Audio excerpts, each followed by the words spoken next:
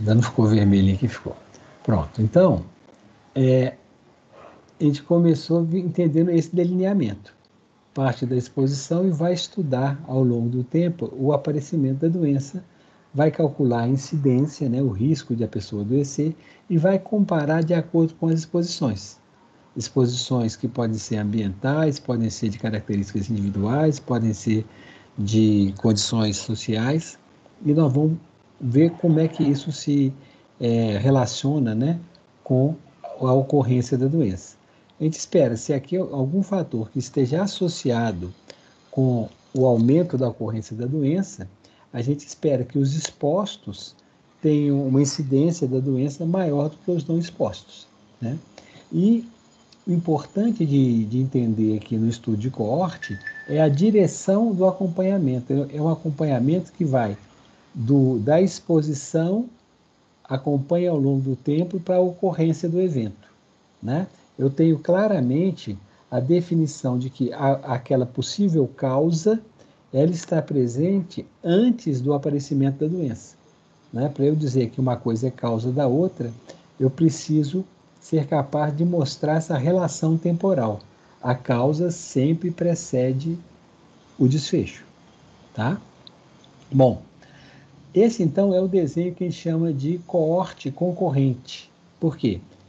O tempo zero, aqui no tempo zero, eu estou estabelecendo quem é exposto e quem não é exposto, e ao longo do tempo, no tempo 1, 2, 3, 4, 5, 10, né?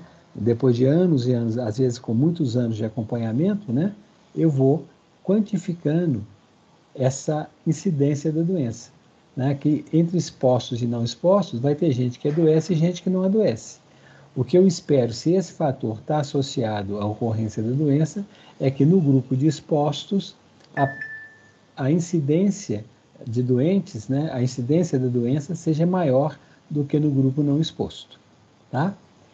Aqui a gente diz que o pesquisador, né, envelhece junto com a corrente, com a coorte, né?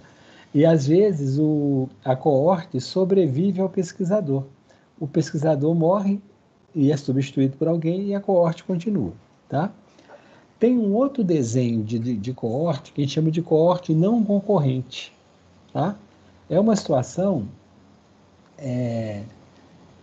a coorte não concorrente, né, ou também conhecida como coorte histórica, é que a população da coorte, né, a exposição, ela é estabelecida num ponto do passado, tá? Então, isso para eu fazer, eu preciso ter bons registros médicos, né, para ser possível fazer isso, tá? Eu encontro a exposição no passado e depois eu vou seguir a partir daquela data até a data atual, ou até depois da data atual, e ver a incidência da doença. Muitas vezes, né? Professor, Pode falar? só uma dúvida. Essa corte histórica, ela é a mesma que a retrospectiva? Não. Pode às vezes chamado também de coorte retrospectivo, mas ela continua tendo a mesma direção no tempo, parte da exposição para o evento. Isso aqui é um exemplo que tem desse tipo de estudo, são estudos feitos com saúde ocupacional.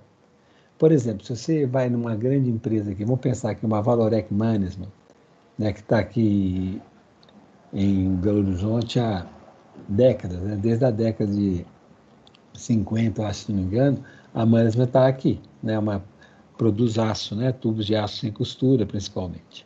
Então, ali você tem uma área de saúde ocupacional que tem registros desde do exame admissional de um trabalhador até a aposentadoria dele.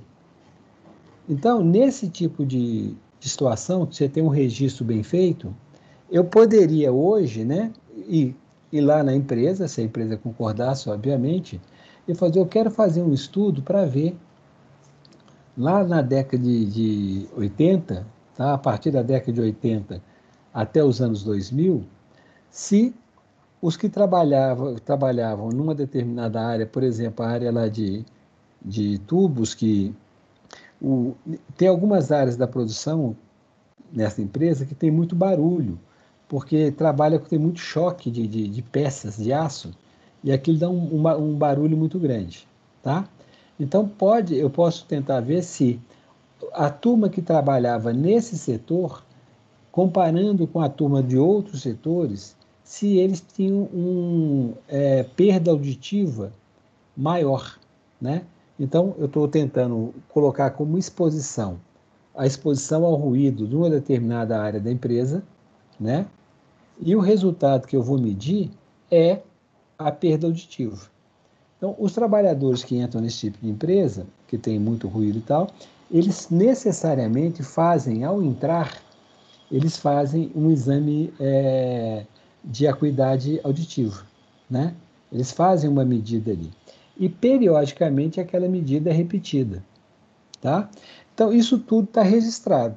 Então, eu posso voltar lá em 1980, né?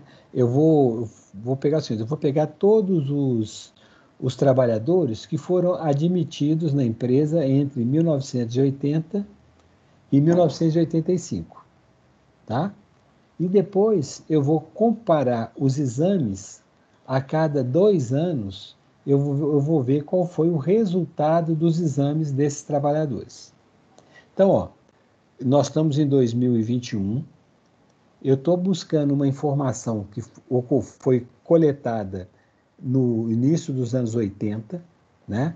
Então, eu tenho lá o registro de todo mundo que começou a trabalhar na empresa entre 1980 e 1985, né?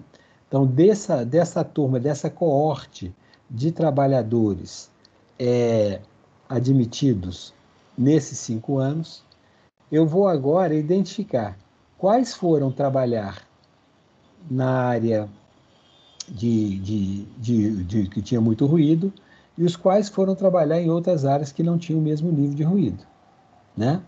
E aí eu vou pegar os exames, né? A cada 2 anos eu estou olhando os exames dele, então eu tenho uma sequência até 2020, eles fizeram em torno aí de pelo menos 10 exames, 12 exames, né? Fazendo a cada 2 anos, então eles fizeram são 2 anos, mais 15 anos, 7 exames a cada 2 anos aí, né?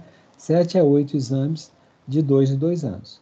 Então, eu vou avaliando esses trabalhadores e vou vendo todos os casos incidentes de perda auditiva.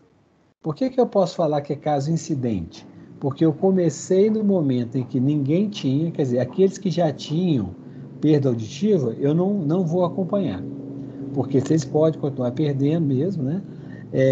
Então, e eles também não poderiam trabalhar nessa área porque já tem perda auditiva. Então, eu vou pegar só os que entraram sem perda auditiva, né? Desses sem perda auditiva, alguns foram para a área de muito ruído, outros foram para outras áreas, né? E aí eu vou acompanhando de 2 em 2 anos esses trabalhadores e vou verificando. Cada vez que aparece um caso de perda auditiva, eu vou considerar aquilo como um caso incidente. E eu vou trabalhar com a incidência acumulada desses 20 anos de acompanhamento, né? Então, eu vou ter o meu resultado, né? Dependendo da velocidade que eu tenho para ler os registros, eu posso fazer isso tudo em um ano, né? Eu comecei no ano 2020, em um ano eu li todos os resultados, montei minha base de dados e estou com o resultado em final de 2000, em metade de 2021 já tenho o meu resultado. Esse é um estudo de coorte. Por que eu falo que é coorte? Partiu da exposição para depois encontrar o efeito, né? Eu acompanhei ao longo do tempo. Eu estou medindo casos incidentes, porque no início da minha observação, eu só trabalhei com pessoas que não tinham perda auditiva, né? Aí eu estou caminhando no tempo com aquela coorte e estou vendo os casos incidentes que acontecem. Só que tanto a exposição quanto o desfecho, a perda auditiva, já aconteceram no passado. Eu vou calcular os mesmos indicadores que eu calcularia no estudo de coorte. Eu tenho todas as vantagens e desvantagens do estudo, né? Só que tudo já aconteceu no passado. Então, isso que eu chamo de coorte histórica ou coorte não concorrente. É um estudo de coorte onde a exposição, né, onde o início do estudo, que é na definição da exposição, já ocorreu no passado. Essa coorte ela pode começar e acabar no passado, ou em alguns casos ela começa no passado, tipo se eu começo uma coorte não concorrente hoje, né, pegando de 10 anos atrás. E eu vou continuar acompanhando essas pessoas, os dados que eu tinha de 10 anos atrás até hoje, e eu vou acompanhar mais 10 anos para frente. Essa é o que a gente chama de uma coorte histórica também, ou concorrente. Às vezes é chamada de coorte concorrente e não concorrente, que ela é as duas coisas, né? Que tem uma parte dela que ela está no tempo para o futuro e uma parte que veio de trás. Tá? Então, coorte não concorrente é essa onde eu dependo, né, de ter bons registros, mas para algumas situações, como, por exemplo, estudos de saúde ocupacional, que os registros, por força de lei, são muito bem feitos e são guardados durante muitos anos, né, a gente consegue identificar, utilizar esse desenho e conseguir bons resultados, né, com, com esse desenho de coorte não concorrente. Isso depende, obviamente, da qualidade dos registros, né? Se os registros foram bem feitos, estão bem preservados, é possível a gente contar essa história que já aconteceu no passado. Então, isso é o que a gente chama de coorte não concorrente. Tá claro, gente? Alguma dúvida?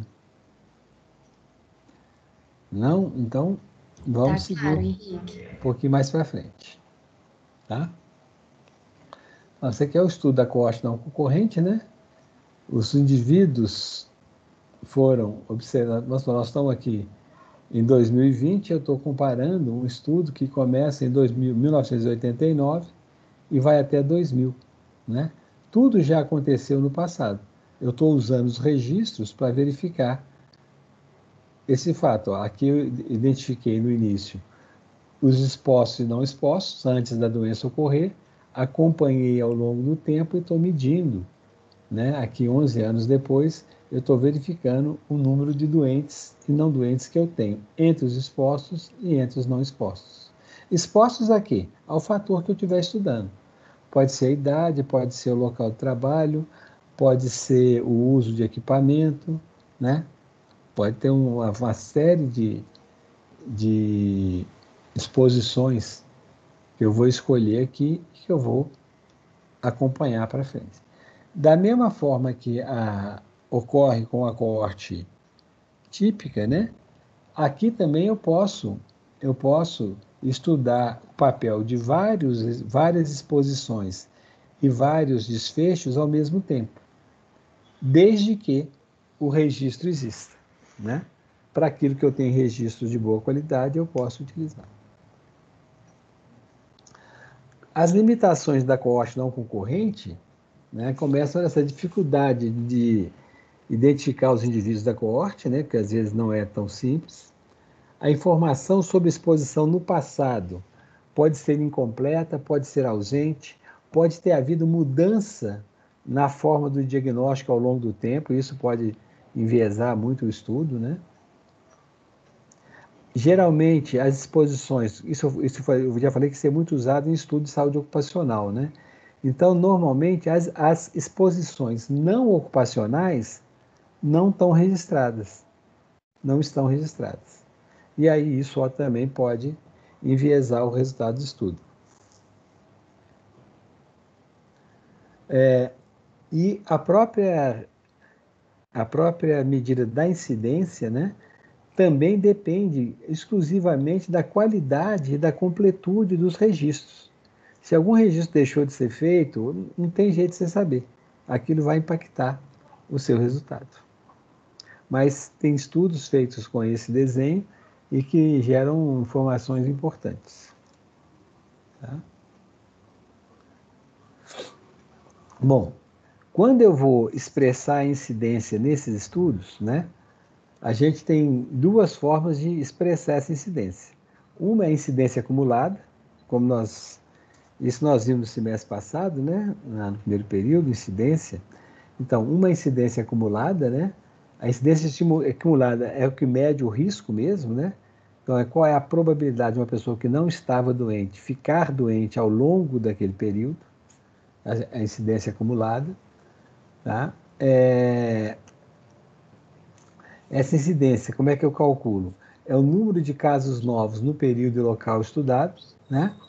Sobre a população sob risco no início do período. Todas aquelas pessoas que no início não tinham a doença e que ao longo do tempo, né, podem ou não vir a apresentar a doença. Então vai ser o número de casos novos, casos incidentes, dividido pela população que existia no início do período. Essa é uma das formas de expressar a incidência ou risco aqui, né?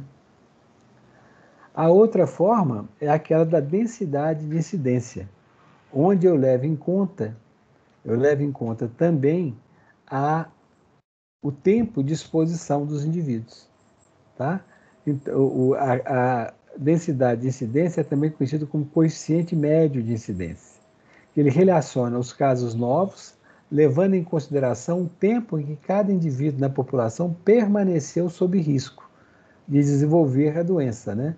Então, geralmente é usado em estudos de coorte que fornecem informações sobre cada indivíduo sob risco. Por exemplo, se eu estou fazendo isso num hospital e eu estou estudando infecção hospitalar, tá? Infecção hospitalar. Eu vou estudar infecção hospitalar durante um mês. Então, todo mundo que interna, né? Todo mundo que interna, eu sei o dia que internou e o dia que teve alta, tá? Então, vamos supor, uma pessoa internou, ficou 10 dias no hospital, então está no meu período de estudo, né? Ele internou, ficou 10 dias no hospital e saiu sem infecção hospitalar, tá? Essa pessoa, ela ficou sob risco de infecção hospitalar durante 10 dias, né? Ela não teve, mas ela teve sob risco de ter em 10 dias. Tem uma outra pessoa, que internou no mesmo dia e também ficou 10 dias internados. Mas no quinto dia, essa pessoa apareceu com uma infecção hospitalar. Então, ela foi um caso incidente no quinto dia, né? E depois, ela ficou mais 5 dias no hospital e teve alta. Acabou de fazer o tratamento em casa. Então, esse paciente que internou e no quinto dia ficou doente, ele teve sob risco 5 dias. Os outros 5 dias que ele estava no hospital, ele já não estava mais sob risco, ele já tinha tido a doença, ele já tinha iniciado a infecção hospitalar. Então, ele esteve sob risco durante 5 dias. Né? Então, o primeiro paciente que ficou lá 10 dias, não teve infecção, ele contribuiu com 10 pessoas dia para o denominador. O outro que teve a infecção no quinto dia, ele ficou mais 5 lá, mais 100, já tendo a infecção, então a incidência, ele teve sob risco durante 5 dias. Tá? Então, quando eu uso a densidade de incidência, o que eu estou calculando é um coeficiente médio da incidência, né? Não é a medida de risco, igual a gente faz com a incidência acumulada. Né? Então, aqui, ó, na densidade de incidência, eu vou relacionar os novos casos, levando em consideração o tempo em que a pessoa permaneceu sob risco. Então, aqui no meu numerador vai ter número de casos novos, num determinado período local, e no meu denominador não vai ser a população, vai ser o número de pessoa-tempo sob risco. Se eu estou fazendo um estudo de infecção hospitalar, que o tempo de aparição é curto, né? O tempo ali de desenvolvimento até ser detectável é curto, eu posso trabalhar com pessoas dias. Se eu estou fazendo um estudo mais longo, onde de tempo longo, eu posso usar pessoa ano, né? No meu denominador, tá? Então, nessa forma de expressar aqui a incidência, eu vou usar no meu denominador pessoa-tempo. E nesse aqui eu vou usar o número de pessoas que estavam expostas no início. Então, aqui o denominador vai ser a soma do tempo de cada um. Pegando aqueles 2 casos que eu descrevi aqui, um ficou 10 dias sob risco e o outro ficou 5 dias sob risco. Então, no final, o meu denominador é de 15 pessoas dia, né, de exposição, e eu tive um caso, né, nesse período. Então, vai ser 1 dividido por 15 pessoas dias. Vai me dar uma ideia aí desse tempo, né, que leva para a doença aparecer.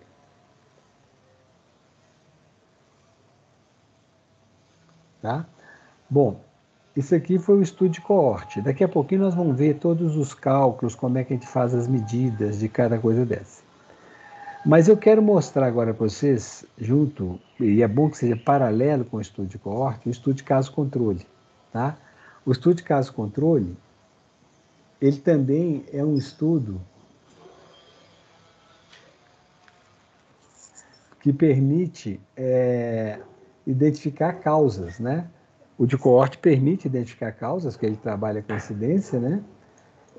E o estudo de caso-controle também.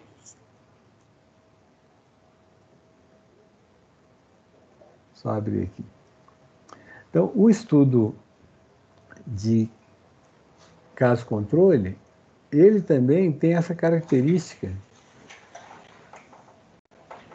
Ele também tem essa característica de ser um estudo que eu consigo estabelecer a relação temporal. Né? Eu consigo estabelecer relação temporal. Por isso, eu vou dizer que ele é um estudo observacional, porque ele não interfere na alocação da exposição. Ele é um estudo que o tempo é visto longitudinalmente, eu consigo estabelecer que a exposição veio antes do evento, e a unidade de análise também é o indivíduo. Tá? Só que no estudo caso-controle, a gente inverte como é que a gente faz o estudo. No estudo de coorte, né, eu parti da exposição e fui acompanhando o tempo para frente para estudar o efeito, a doença. Né? No estudo caso-controle é diferente. Eu começo identificando as pessoas com doença e sem doença. Então, eu estou fazendo um estudo, então eu começo por identificar um grupo de pessoas que têm a doença e vou comparar esse grupo de pessoas com a doença com um grupo que não tem a doença, que eu vou chamar de controles. E aí eu vou buscar no passado a exposição. Tá? Então, eu começo pela doença e vou no passado buscar a exposição. Esse tipo de estudo, ele também pode estimar o risco, nós vamos ver depois como que ele faz, mas ele não consegue calcular a incidência, porque esse estudo é feito assim, olha, esse estudo ele é muito bom para estudar doenças raras, tá? Ele foi muito usado também em câncer e doenças muito raras, ele é o desenho possível, o melhor desenho que tem. Tem um estudo que foi feito, né, com esse desenho, na década de 70. Na década de 70, ocorreu nos Estados Unidos, num determinado momento lá, apareceram 20 casos de mulheres jovens com um câncer de vulva muito raro. Apareceram com um câncer muito raro. Né? E apareceu um número grande, né? Para um câncer tão raro. Eu tive vários casos notificados mais ou menos no mesmo ano. Né? E todas mulheres muito jovens, em torno de 20 anos de idade. Então, era o tipo de caso onde valia a pena você pensar no estudo caso-controle. Né? Então, eles pegaram esses 20 casos de pessoas com esse câncer e depois, na comunidade, eles escolheram 80 pessoas, sendo 4 controles para cada caso, né? 80 mulheres com idade semelhante, e algumas outras, eles olharam o tipo de maternidade, onde que nasceu, algumas coisas mais, que também pegaram mulheres que tinham essas características e que não tinham a doença, elas não tinham câncer, tá? E aí eles começaram a investigar na vida pregressa dessas mulheres tudo o que tinha acontecido, chegando até a fase da gestação, né? A fase gestacional da vida dessas mulheres. E foi nessa fase gestacional que eles encontraram uma exposição que era muito maior entre as mulheres com esse tipo de câncer do que as que não tinham câncer. Então, eles partiram da doença, foram no passado e viram lá que durante a gestação da mãe dessas mulheres aí, as mães tinham usado um medicamento novo na época, que era um hormônio chamado de etilbestrol. Não havia nenhum conhecimento de que esse hormônio poderia gerar algum problema durante a gestação. Inclusive, ele era usado para gestantes, né? Então, a única coisa que diferiu entre os casos e os controles foi a utilização desse hormônio 20 anos atrás. E foi assim, então, que conseguiu identificar que a causa desse câncer tinha sido essa exposição intraútero a esse hormônio durante a gestação. Então, assim, é um exemplo bem interessante de como o estudo caso-controle, né, ele pode ser útil para você identificar causas, né? Mais recentemente, acho que foi década de 90, não lembro exato, mas depois eu tenho como pesquisar isso. Aconteceu também um surto de choque séptico em mulheres nos Estados Unidos. Então, vários casos, né, de choque séptico em mulheres. E aí fizeram também um estudo de caso-controle, quer dizer, uma infecção generalizada, né, que leva a uma sepse e ao choque mesmo. A pessoa morre dele. Muitas pessoas morrem, né, desse choque séptico. Então, fizeram também um estudo de caso-controle. Pegaram as mulheres que tiveram esse choque séptico, um grupo de mulheres, e pegaram um grupo controle, de mulheres que não tinham tido essa doença. E foram investigando o que tinha de diferente. Nessa investigação, eles acabaram identificando que a causa era um novo absorvente interno que estava sendo usado, e esse absorvente interno, ele criava um ambiente de proliferação de estafilococos, né? Então, essas mulheres morreram, o choque séptico foi devido a essa superinfecção por estafilococos causada por esse absorvente interno, que tinha como vantagem poder ser trocado menos vezes durante o dia.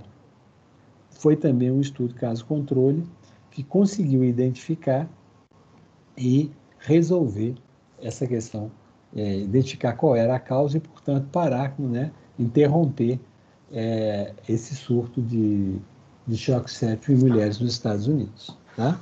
Então, a característica fundamental do estudo caso-controle é que eu parto do efeito, né? Então, eu tenho um grupo de pessoas doentes, que eu chamo de casos, e um grupo de pessoas sem doença, que eu chamo de controle. Aí eu vou investigar no passado as exposições que ocorreram e vou comparar essas exposições entre os casos e os controles, né? Entre os casos e os controles, e vou ver se a proporção de expostos entre os casos é maior do que a proporção de expostos entre os controles, né? Depois nós vamos ver aqui, quando a gente for ver quais são os indicadores, né, de associação que a gente usa, qual que é a medida de força de associação que a gente usa nesse tipo de desenho, né? E como é que essa medida ela pode ser um bom estimador do risco relativo. O risco relativo é a razão das incidências, né, que a gente usa no estudo de coorte. No estudo de caso-controle, a gente tem uma medida que chama odds ratio, ou razão de chances, né, que nos dá também uma estimativa é uma medida de força de associação e dá uma estimativa da incidência, do risco, né? Bom, O caso controle, então, ó, eu tenho casos que são pessoas com a doença, controles que são pessoas sem a doença. Eu vou comparar a história de exposição. Eu posso ter a maior proporção de expostos entre os casos, né, e menor proporção de expostos entre os controles. Se eu tiver associação, essas duas afirmativas serão verdadeiras. Maior proporção de expostos entre os casos, menor proporção de expostos entre os controles. Tá? Então, eu parto da doença e dos não doentes. Então, o meu ponto de partida não é a exposição, é o desfecho, né, a doença. E eu vou estudar entre os doentes quantos são expostos e quantos não foram expostos ao fator que eu quero investigar. E vou fazer a mesma coisa entre os controles. Quantos são expostos e quantos são não expostos ao fator que eu estou estudando, né? Então, o início do estudo é a definição do grupo de casos e o grupo de controles. E aí eu vou ver a exposição no passado dessas pessoas.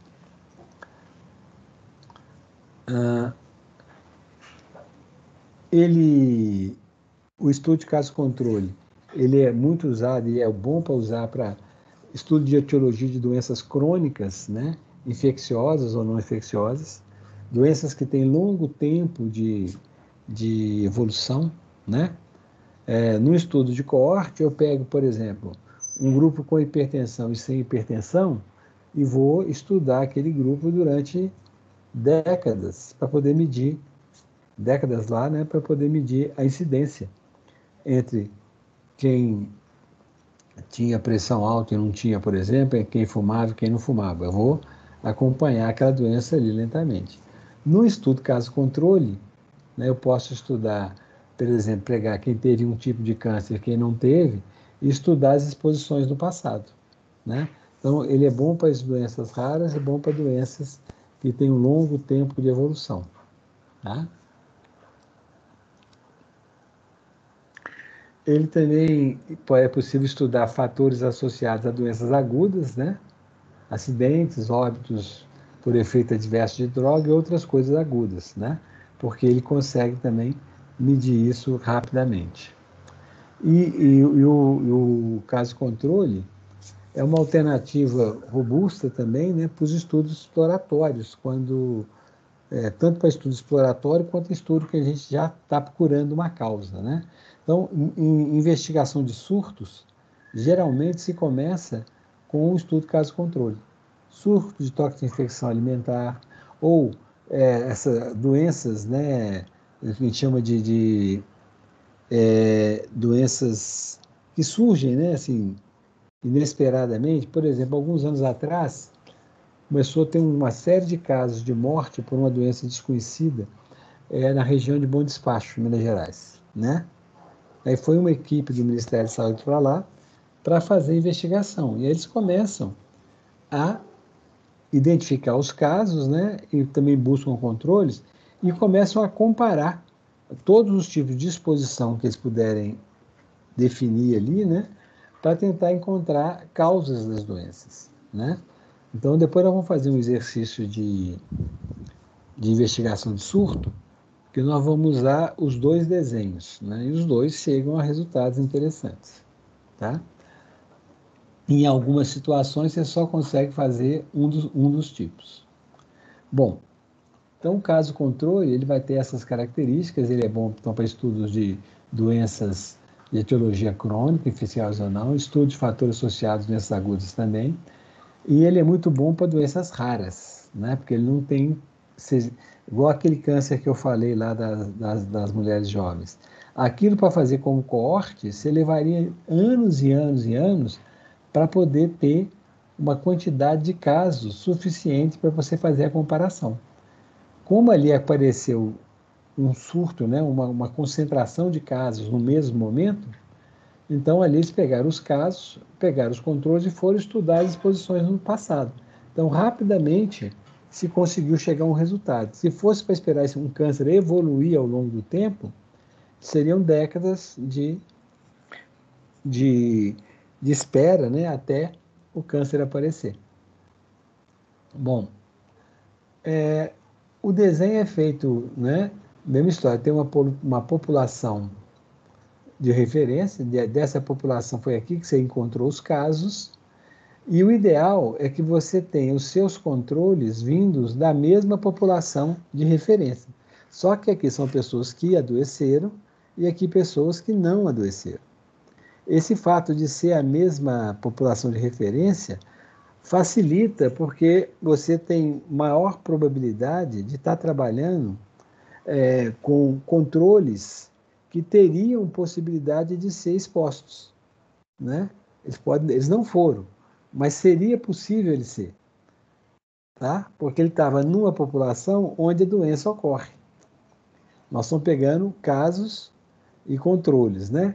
Então, na hora, eles não adoeceram, esses aqui, mas aí eu consigo ver as exposições que foram comuns e aquelas que foram mais concentradas num grupo do que outro, né? E aí eu consigo fazer, então, identificar os fatores que estão associados, tá? Controle. A gente espera que o controle ele estime corretamente a frequência de exposição entre os casos, né? E eu preciso, né, que o meu estudo estime corretamente a frequência de exposição em casos e em controles, né? Porque por isso que se eu pego de uma mesma população, eu sei que eles foram expostos diferentemente, mas havia a possibilidade da exposição, né? E isso é que me dá me faz poder interpretar adequadamente esse resultado, tá? Bom, então aqui, ó, eu vou estimar a frequência de exposição nos casos e controles, né? Eu vou ver qual foi a frequência de exposição entre os controles e a frequência de exposição entre os casos. E o que eu vou comparar é isso. Se a doença, se a exposição está associada à doença, eu espero que, nos casos, a proporção de expostos seja maior do que entre os controles, né? Bom, o número de uma coisa importante, quem define o número de controles é o pesquisador, né? Eu posso usar um controle para cada caso, dois. No máximo, se utiliza 4 controles para cada caso. E por que tem esse limite? Esse limite não é simplesmente por uma questão de economia, né? Economia de tempo, de exames, o que for.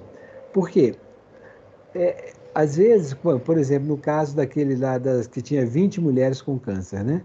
Se eu pegar só 20 controles, pode ser que eu não consiga identificar uma diferença estatisticamente significante, porque o total da amostra é muito pequeno, né? Então, para aumentar a minha probabilidade de identificar uma diferença estatística que exista, eu posso tentar aumentar o tamanho da amostra, né? Mas esse benefício de aumentar o tamanho da amostra, ele só faz diferença até essa relação de 4:1, né? 4 controles para cada caso. Acima de 4, eu já não tenho nenhum ganho. Eu vou aumentar o custo, eu vou aumentar o tempo, vou aumentar o número de pessoas que vão ser testadas, e isso não vai mudar muito o poder da minha amostra, a capacidade de identificar uma diferença quando ela existe. Por isso que se trabalha com, no máximo, 4 casos para cada controle. 4 controles para cada caso. 4 controles para cada caso.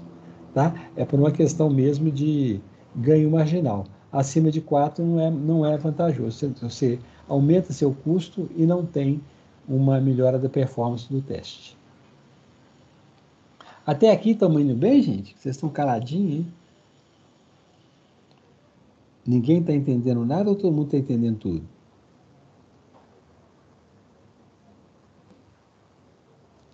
Tem perguntas? Tá dando para entender sim. Então vamos junto aqui. Enquanto vocês me dão um toque aí para eu não ficar desorientado, tá? Ó, o estudo caso controle, o desenho é esse, ó. População de referência. Nessa população eu encontrei tanto os casos como os controles, né? tirar. Aqui eu encontrei tanto os casos quanto os controles, e aí eu vou, olhando para o passado, pesquisar como é que foi a exposição. Então, casos, entre os casos tem casos expostos e casos que não foram expostos. Entre os controles, tem controles que foram expostos e controles que não foram expostos.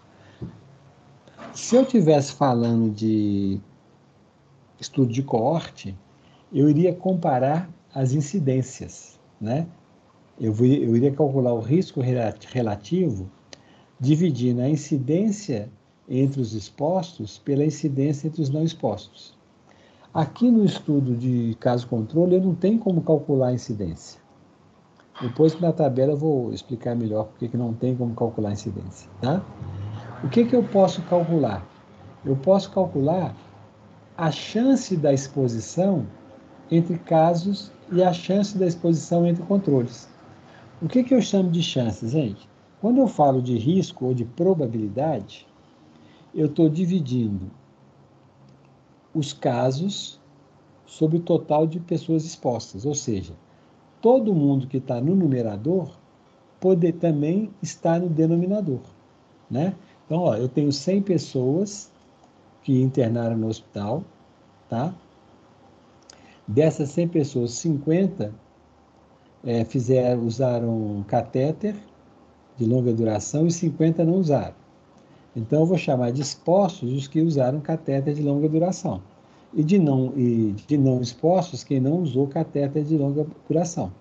Então, eu posso calcular a incidência de infecção hospitalar entre os 50 que usaram catéter e a incidência entre os que não, a incidência de infecção hospitalar entre os que não usaram catéter. E aí eu posso comparar as duas incidências, né? Tinha 50 em cada, 50 que usaram e 50 que não usaram.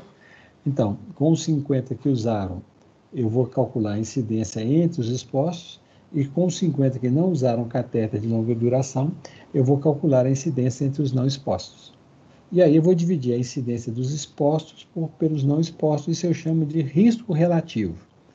Ele vai me dar o quanto que o fato de ser exposto faz aumentar o risco de adoecer. Então, vamos supor que 10% dos 50 que usaram catéter de longa duração tiveram infecção hospitalar. E entre os que não usaram, só 5% tiveram infecção hospitalar. Bom, então, eu vou dividir essa incidência de 10% por uma incidência de 5%, eu vou ter um risco relativo de 2. Ou seja, o fato de estar exposto ao catéter de longa duração multiplicou por 2 o risco de infecção hospitalar. Tá? Mas isso é quando eu tenho incidência. Quando eu não tenho incidência, como no caso aqui do estudo caso-controle, o que eu tenho? Ó, eu tenho aqui, entre os casos, né, e os controles, eu vou ter casos expostos e casos não expostos. Então, eu vou fazer a chance de exposição. A chance de exposição aqui é A sobre B. Eu tinha tantas pessoas expostas e tantas não expostas entre os casos. Então, aqui eu vou chamar isso aqui de chance, que em inglês é odds, ODDS, né? Odds. E vou calcular aqui também a chance de exposição entre os controles, os que não adoeceram. Eu vou comparar essas duas chances, vou dividir a chance de exposição entre os casos sobre a chance de exposição entre os controles. Isso eu vou chamar de razão de chances ou odds ratio. É o nome que a gente usa mais frequentemente, é o nome em inglês, odds ratio. E a sigla vai ser OR, né? Quando eu tenho um estudo de coorte, que eu tenho incidência, eu uso o risco relativo. Eu divido uma incidência pela outra. Eu chamo isso de risco relativo. E a sigla é RR.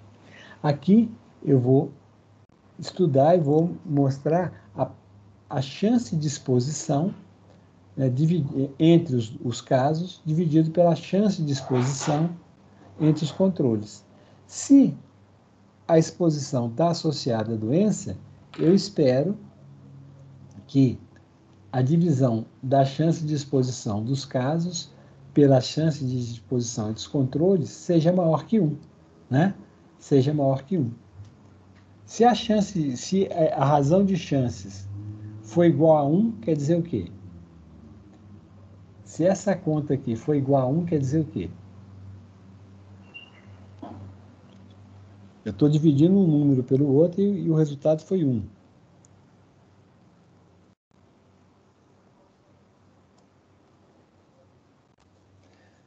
Para numa divisão o resultado ser 1, o que é absolutamente necessário?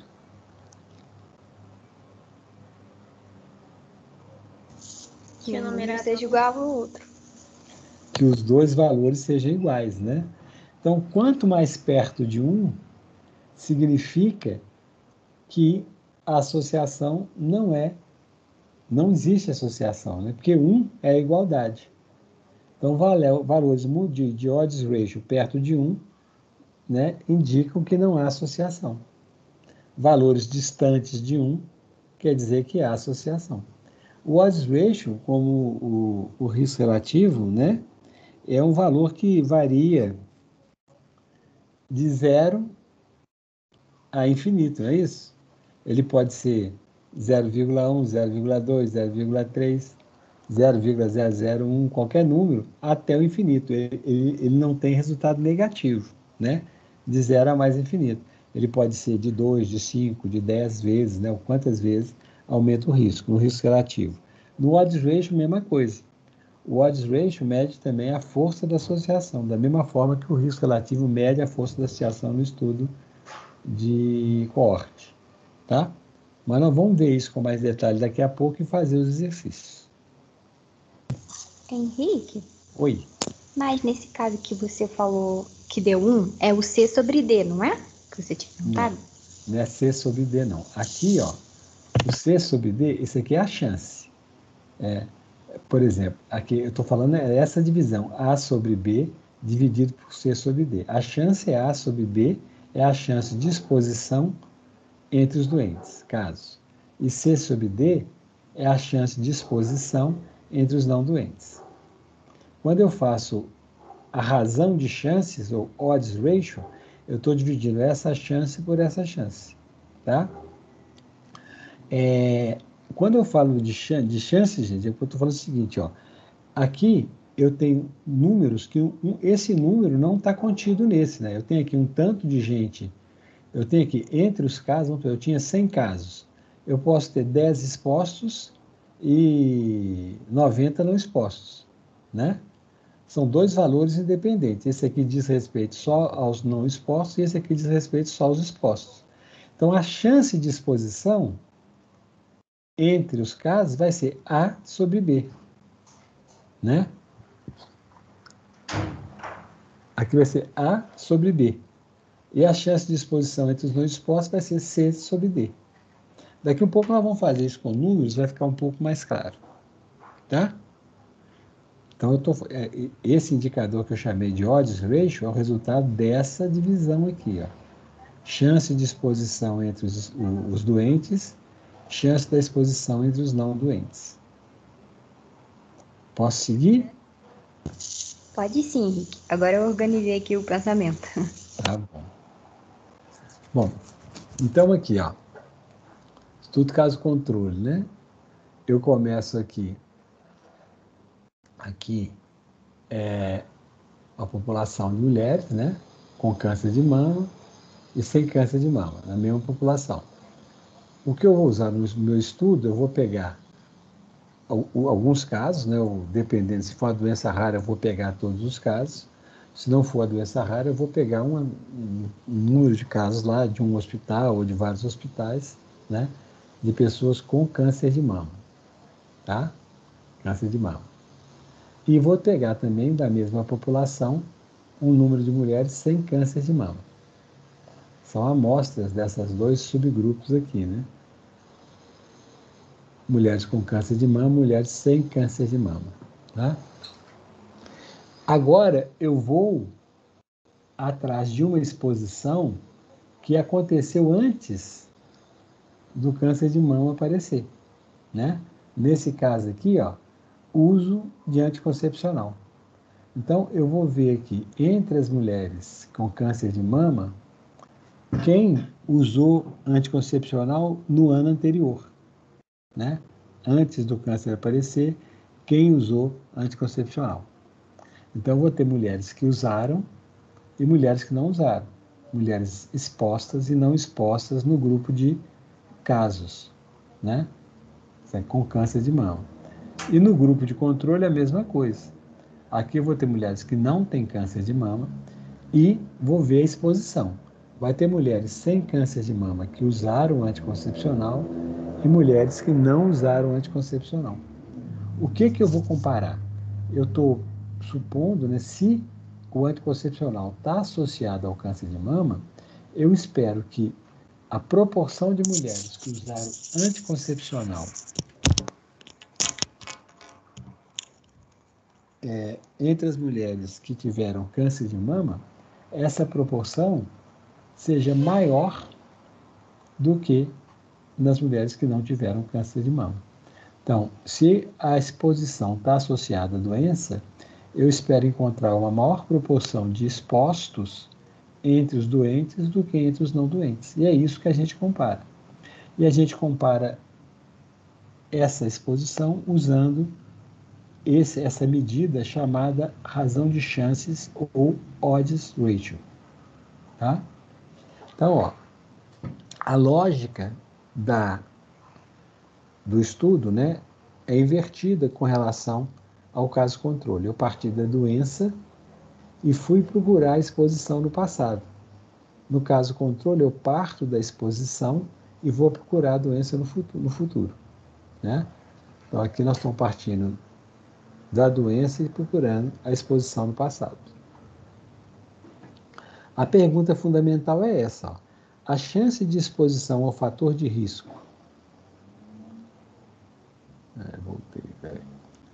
A chance de exposição ao fator de risco é maior em mulheres com câncer de mama comparado àquelas sem câncer de mama? Essa é a pergunta que a gente está fazendo. A exposição entre as que tiveram câncer é maior do que a exposição entre as que não tiveram câncer? Né? É isso que eu estou buscando. Então, eu parto da presença ou ausência da doença e vou procurar no passado a exposição que eu estou interessado e ver se essa exposição foi maior nesse grupo do que nesse grupo. Quando eu vou escolher os casos, né, e isso vale tanto no estudo de coorte como no estudo de caso controle, eu preciso ter definições claras para a identificação de casos e para a identificação da exposição, né? Então, no estudo de caso controle, eu tenho que ter um critério definido do que eu chamo de câncer de mama, por exemplo, né? Quais são as características daquele... para eu falar que aquele é um caso dos que eu estou querendo estudar, né? Eu posso definir isso como a partir de exames laboratoriais. Então, eu vou falar que é câncer uma mulher que tiver uma biópsia com tal característica num determinado tempo lá, né? Então, vai ser exames laboratoriais, ou, por exemplo, eu posso, se estou estudando depressão, eu vou fazer um estudo para tentar identificar se essa pessoa teve um ou mais casos um ou mais episódios de depressão num determinado período de tempo. Por exemplo, nos últimos 5 anos, numa população de mulheres com 25 anos de idade ou mais, né? Então, eu tenho que definir claramente o que é meu caso e tenho que definir claramente o que é a minha exposição para poder fazer a comparação, né? E o mesmo teste que eu uso para detectar o caso, eu tenho que usar para dizer que a pessoa não tem a doença, né? Então, se eu usei para... Então, se a pessoa chega assim e fala, não vou perguntar, né? Quem tem câncer, eu sei que tem câncer porque fez biópsia, fez mamografia, fez biópsia, fez tomografia, fez scanner, fez escambau. Então, essa é a pessoa que tem câncer. Agora, eu chego... E o controle? Como é que eu vou fazer?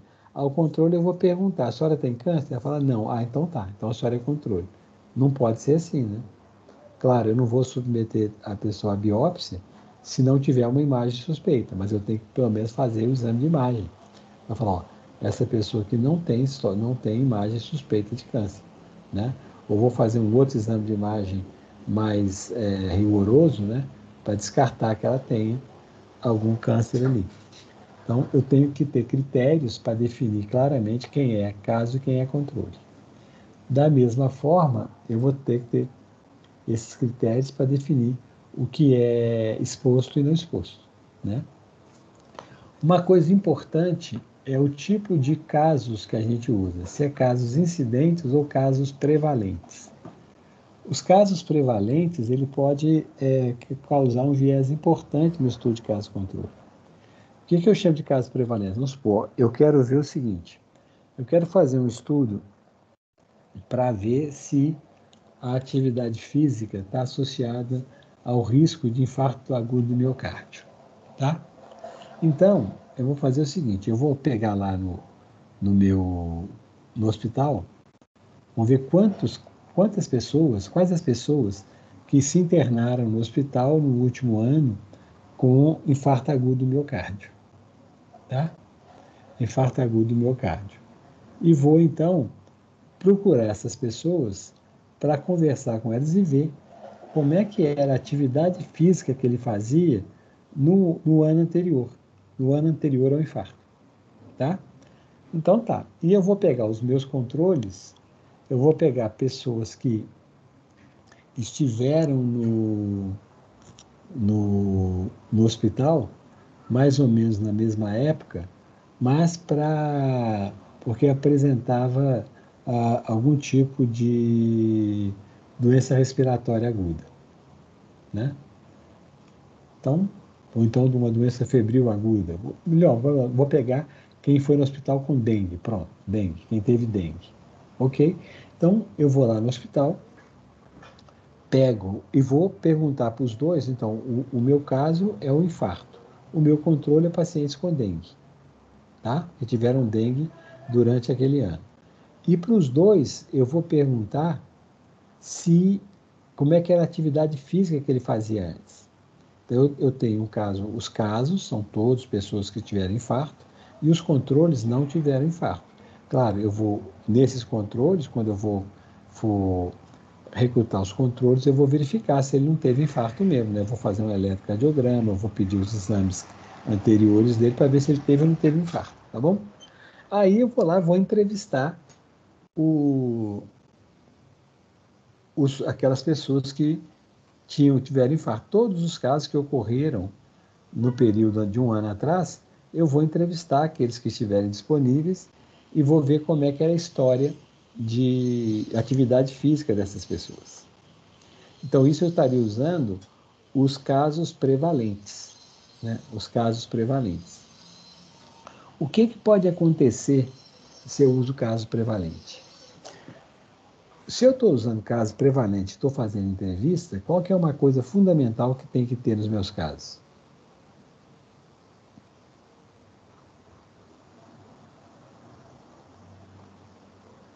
Os meus casos têm que estar vivos, né? Porque se ele estiver morto, eu não tenho como entrevistá-lo. Então, eu estou só usando aqueles casos prevalentes que estão disponíveis no momento que eu começo meu estudo. E aí, isso pode criar um grande viés. Então, vamos supor não, né? É uma verdade. A atividade física, uma pessoa que tem atividade física regular, ela tem mais chance de sobreviver ao infarto do que uma pessoa que não tem atividade física regular. Porque uma pessoa que tem uma atividade física regular, ele tem mais vias, né? Mais vias de irrigação do coração, porque ele desenvolveu essas vias quando ele faz mais esforço e tal. Então, ele tem mais chance de sobreviver ao infarto. Então, esse fato de eu estar usando casos prevalentes pode fazer um viés. Por quê? Os que sobrevivem mais são exatamente os que fazem, né? Nós estamos tendo essa suposição aqui, né? Aqueles que fazem atividade física têm mais chance de sobreviver.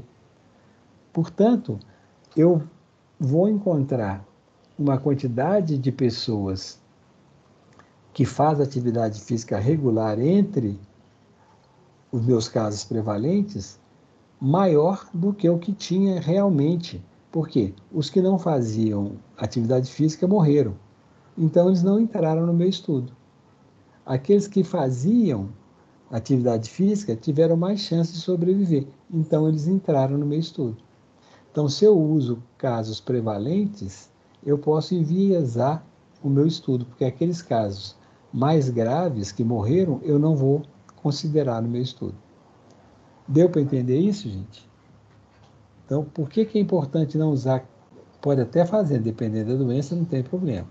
Mas se a doença, a letalidade da doença está ligada ao fator que você está estudando, você pode criar um viés enorme, né? Então, num caso, estudo caso-controle, você vai ter um resultado mais próximo da realidade se você trabalhar com os casos incidentes e não com os casos prevalentes, né? Aqueles casos que você vai estar ali acompanhando. O cara teve um infarto, você vai lá, colhe as informações dele, né? E vê a história pregressa dele e tal, e depois você pode depois, né, pegar um dos seus controles e fazer a mesma coisa, né? Você pode ir fazendo a escolha dos controles pareado com os casos. Tem um artigo que eu vou dar para vocês lerem, uma professora aqui de Belo Horizonte, a Elizabeth França, ela fez no doutorado dela, estudou os fatores associados à mortalidade por diarreia e pneumonia em menores de 1 ano, né, mortalidade infantil. E como é que ela fez? Ela acompanhou, montou a coorte dela assim, ó. Ela foi acompanhando, né, os nascidos vivos no período, e toda vez que chegava um atestado de óbito de um menor de 1 ano, ela já tinha uma forma de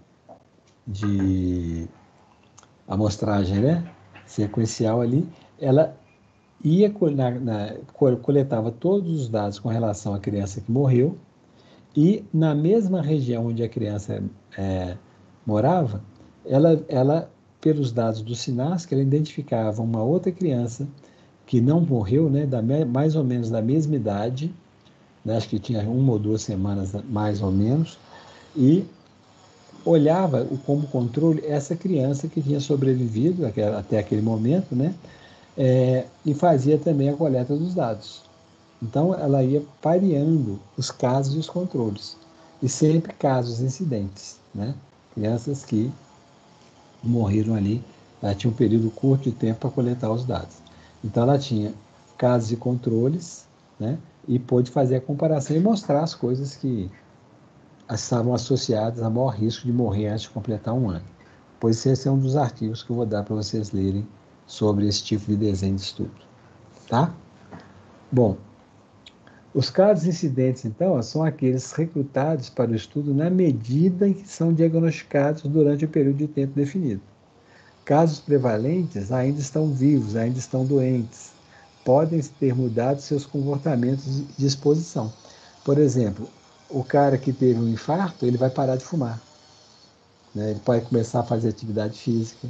Então, o caso prevalente, ele pode enviesar o estudo, tá? De caso controle. As fontes dos casos pode ser várias. No caso desse que eu citei agora, o que era? Crianças que morreram em Belo Horizonte em um determinado período. Morreram com menos de 1 ano, né? Residentes em Belo Horizonte, num determinado período e por causas definidas que ela tinha escolhido, que era diarreia, pneumonia. Eu acho que é diarreia e pneumonia, não sei, não, tem que olhar de novo o artigo. Então, a fonte de pacientes delas eram crianças nascidas em Belo Horizonte, né, num determinado ano. E ela foi acompanhando aquilo ao longo do tempo até completar a amostra dela. Tá? pode ser que eu escolha meus casos com pacientes no hospital. Não, eu estou estudando histosomose, então meus casos eu vou pegar no Hospital das Clínicas da UFMG, que interna muita gente com histosomose. Isso era verdade até a década de 80, tá? Hoje não existe mais isso. Mas eu posso, então, pegar os meus casos de um hospital, né, ou de pacientes de consultório, de uma clínica, e vou pegar os meus controles, ou do mesmo hospital, com pessoas que estão com outro tipo de problema, ou de outro hospital, ou da comunidade, né? Então, aqui exemplos, pacientes que procuram um determinado hospital, com recém-nascidos de baixo peso, nascidos na maternidade Santa Casa, entre 2008 e 2010. Esse aqui vai ser onde eu vou identificar os meus casos, né? Ou posso identificar os meus controles também no mesmo hospital usando outro critério, né? Que é o de não ter a doença, né? Casos de sarampo atendido no Centro de Saúde Trincheira, lá de Betim, né? Então, casos de rubéola identificados em adolescentes na rede escolar de Betim. Então, eu posso fazer esses estudos caso-controle a partir de diferentes fontes de casos, né? Os casos hospitalares, eles têm um problema que, geralmente, alguns hospitais, eles recebem pessoas de diferentes regiões, né? Principalmente hospitais de alta complexidade. Então, nesses hospitais, fica mais difícil você entender qual que é a população de referência, né? Aí, se você vai tirar os seus controles também do mesmo hospital, eles vão ter uma distribuição semelhante, né? Quando você utiliza casos de um único hospital, né, os fatores de risco podem estar relacionados ao hospital, né? Então é melhor você usar casos de diferentes hospitais para você não ficar com um vício, né, ou com um fator que é justamente uma coisa que fazem naquele hospital que está levando ao problema.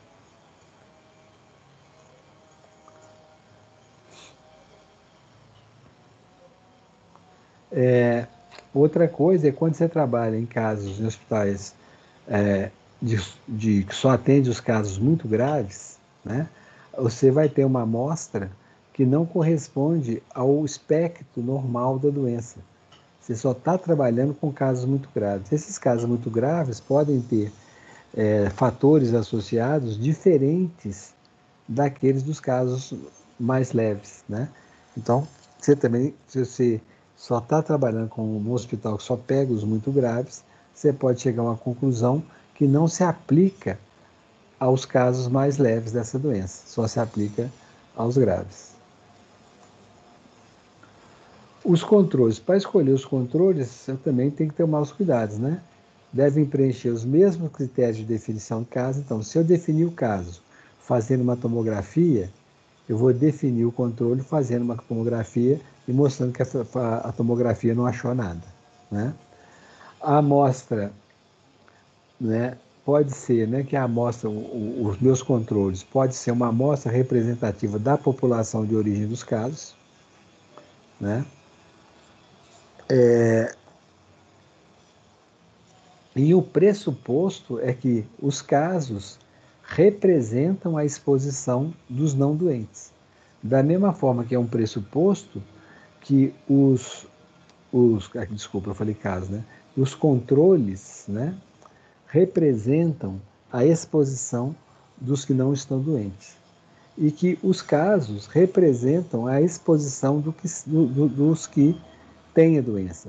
Porque o que nós vamos comparar é a exposição de casos de controle. É nessa comparação da exposição entre casos de controles que nós vamos conseguir definir se aquele fator está ou não associado à doença. Então, um pressuposto é que os controles são representativos da exposição entre os que não adoecem e que os casos são representativos da exposição entre os que adoecem. E aquilo que eu falei, né, não usa-se no máximo 4 controles para um caso, porque mais que 4 não tem nenhum ganho e fica mais caro.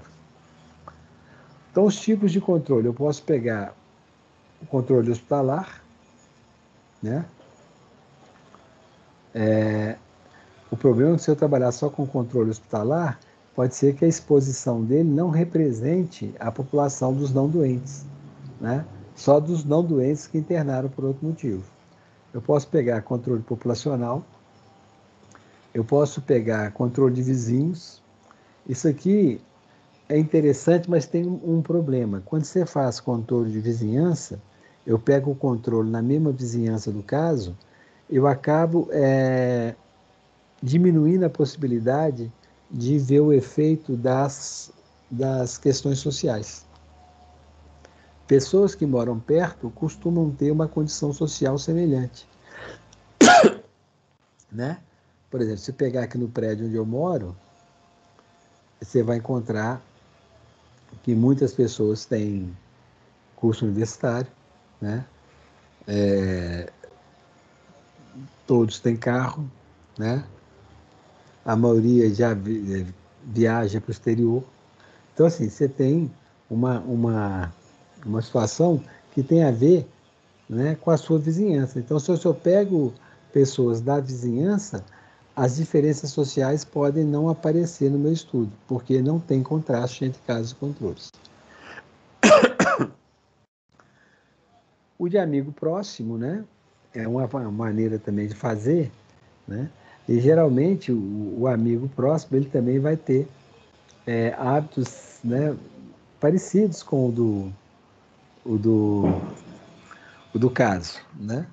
Isso pode ser interessante porque isso vai ser mais fácil identificar, né, o que realmente está fazendo a diferença, mas pode também esconder algumas situações.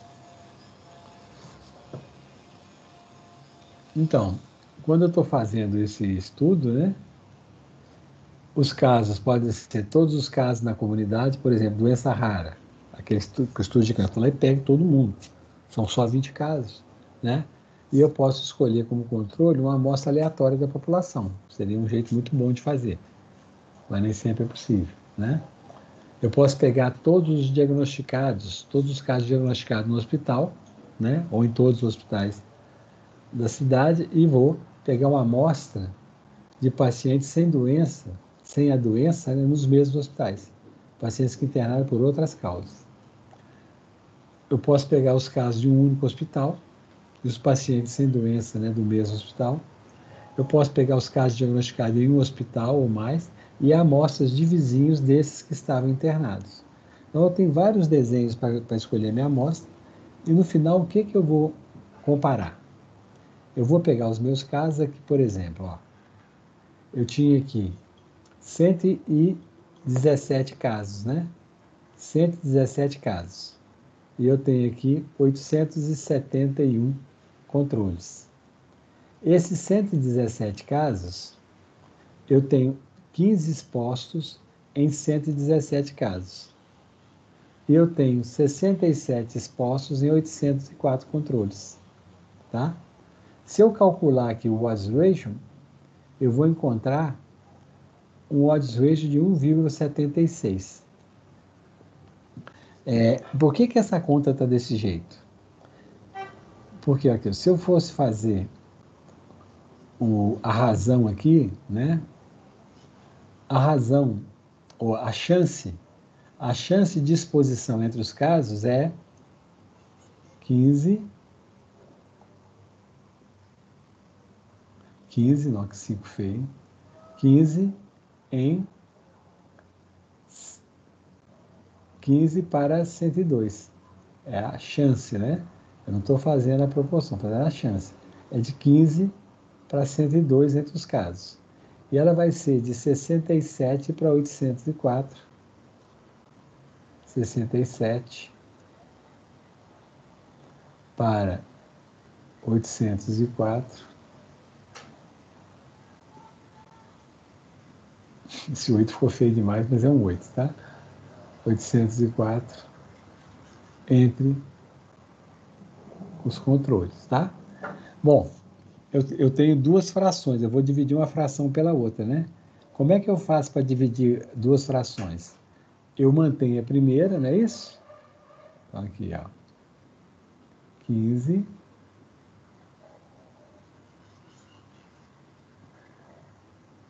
dividido por 102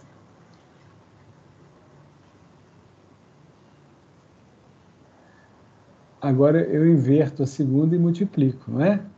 Que multiplica 67.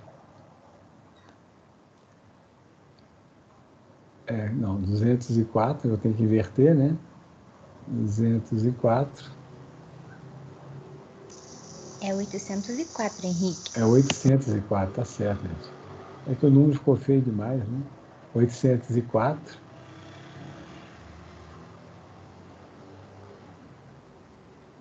dividido por 67.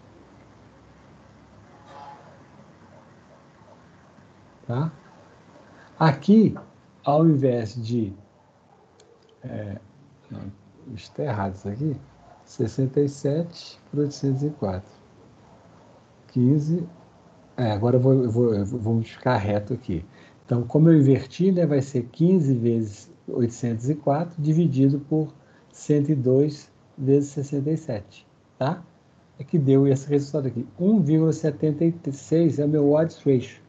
O que é isso? Ele está me dizendo o seguinte: a chance de exposição, né, entre os casos é 76% maior do que a chance de exposição entre os controles.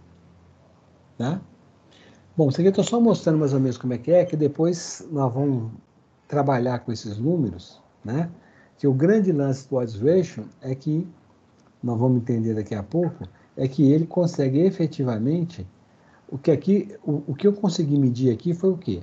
A chance de exposição entre casos comparado com a chance de exposição entre controles, né? Então, o que eu posso medir é isso, chance de exposição entre casos, chance de exposição entre controles. E criei essa razão aqui, né? Que deu 1,76. Acontece que, por motivos que daqui a pouco eu vou demonstrar para vocês, quando eu calculo a chance da exposição entre casos e controles, né, esse odds ratio, ele é sempre igual à chance de doença entre expostos e não expostos. Então, quando eu estou calculando o odds ratio, eu calculo o odds ratio, o que eu posso calcular é o odds ratio da exposição entre casos, né, dividido pela exposição entre controles. Só que esse valor é o mesmo do valor da chance de casos entre os expostos e não expostos, que é o que a gente quer demonstrar, né? Que a exposição aumenta a probabilidade da doença ocorrer. Mas daqui a pouco nós vamos entender por que isso é igual. Mas só para contar para vocês o que nós estamos fazendo, né? Se esse estudo hipotético aqui fosse um estudo de tabagismo da mãe associado ao baixo peso ao nascer, eu diria que o fato da mãe fumar aumentou em 76% a probabilidade da criança nascer, a chance da criança nascer de baixo peso. Tá? Então, o estudo caso-controle, nós vamos fazer exercício dele daqui a pouco, vamos entender essas medidas de risco também. Eles são muito úteis, porque nos permitem fazer uma série grande de intervenções, né? E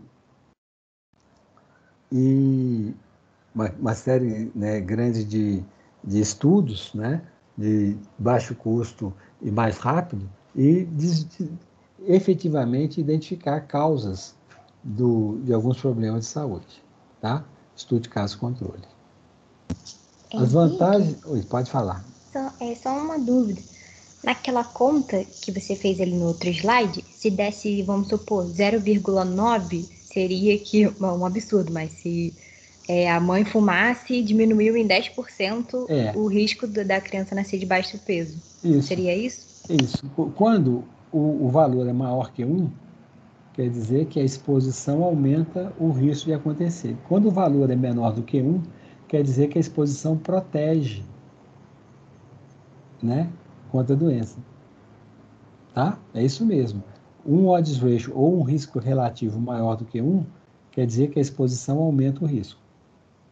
Um risco relativo ou um odds ratio menor do que 1, quer dizer que o fator é de proteção e não de risco. Mas sua interpretação foi perfeita, isso mesmo. Entendi. Obrigada. Por nada. Gente, então aqui, vamos passar rapidinho. Aí nós temos uma aula amanhã de novo, então amanhã não vou fazer os exercícios.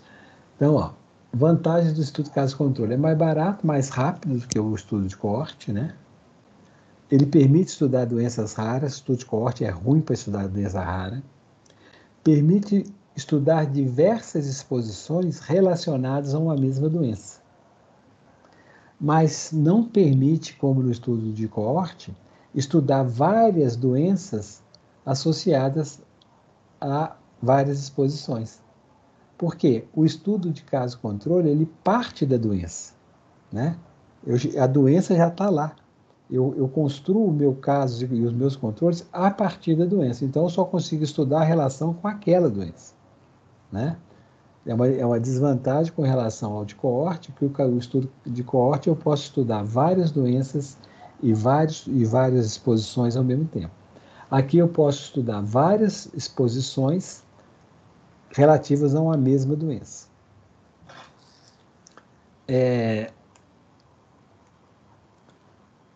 possível, né? Você pode também, né, também estabelecer, né? Entender quais são as variáveis de confusão e tentar controlá-las.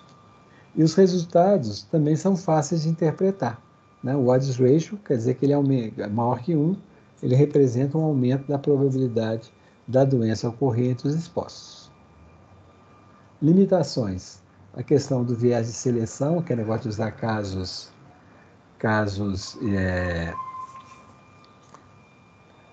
prevalentes em vez de usar casos incidentes, né? Eu posso selecionar aqueles que têm mais chance de sobreviver, e aí eu vou mudar minhas associações. O viés de informação, que o estudo de caso-controle, ele depende muito de informação pregressa sobre as exposições.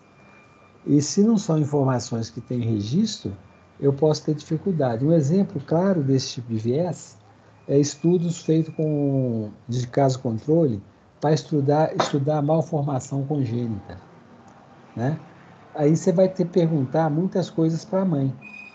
E aí a mãe que teve um filho com malformação, ela vai lembrar de muito mais detalhes, ela vai ter muito mais informações sobre a gestação do que a mãe que não teve o filho com malformação. Porque ela já passou muito tempo se angustiando e se perguntando o que aconteceu para o menino ter uma malformação. Muitas delas são genéticas, não tem, né, nada que pudesse ser feito, mas a mãe vai saber direitinho, olha, eu fui em todas as consultas de pré-natal, eu não usei tintura no cabelo, eu não fumava, eu não bebia. Ela falou assim, mas teve um dia que eu estava andando, passei debaixo da escada, tinha um gato preto. Então, ela vai lembrar de todos os detalhes, que ela ficou rememorando isso muitas vezes. Aquela mãe que não teve esse sofrimento de ter a criança nascida com malformação, né? Ela não se preocupou tanto com esses fatos, por isso ela vai lembrar menos, né? Então eu posso achar uma associação aqui que não é porque a associação é verdadeira, é porque a memória da mãe que era caso, né? Está mais aguçada do que a memória da mãe controle, tá? Isso que a gente chama de viés de informação. A participação, né? A qualidade dos dados pode diferir entre casos e controles também. Quando a exposição é rara, é ruim, né? O caso controle é bom para doença rara, para exposição rara não. Porque eu tenho os casos lá e a exposição é muito rara, para eu ter um número suficiente ali para poder identificar a associação, tem que ser muito grande a amostra. E o estudo caso-controle não consegue estudar a incidência. Eu não tenho incidência. Depois eu vou explicar melhor por que disso, tá? Agora aqui são só alguns exemplos. Depois amanhã a gente olha e vamos fazer os exercícios. Já são 5 horas e eu tenho que correr para a minha fisioterapia. Gente, obrigado. Amanhã é nossa aula, né? Amanhã nós temos aula às 8h50, não é isso? Então amanhã cedinho nós nos encontramos para terminar ou para continuar aqui vendo esse estudo caso-controle e fazer aí as correlações de caso-controle com coorte e as medidas de risco. Ok, turma? Ótimo, Henrique. Obrigada. Gente, eu que agradeço, viu? Até amanhã. Obrigada, Henrique. Obrigada, Tchau pra Henrique. vocês. Tchau. Tchau.